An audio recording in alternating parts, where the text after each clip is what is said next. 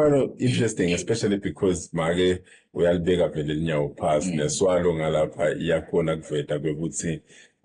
bayafuna lokuthi ube ngumfundo mainstay, especially in as far as your heroics are concerned, you being the striker nako konke. Now how do you even cross over to South Africa? In South Africa through James Mlambo. Okay. So assistant was Victor Bondarempo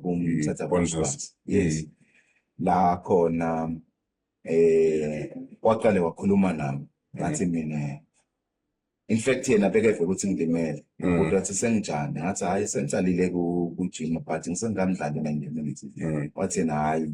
cabanga ukuthi nasebende injured aba right on the push box the logistics ukuthi how do I cross over ukuthi bayongibona because into lemqoka la ngikuda yona wanguda ukuthi lokulimala sekuphumile la mfondweni ngathi hayi sekuya ngakhona sengihle ngikhohlwa dubule nje inombe bekathanza ke ku bit shot ngenombe yasimlanga athi hayi mina lenkufuna kungile nombe yakho hayi fineke organize ukuthi no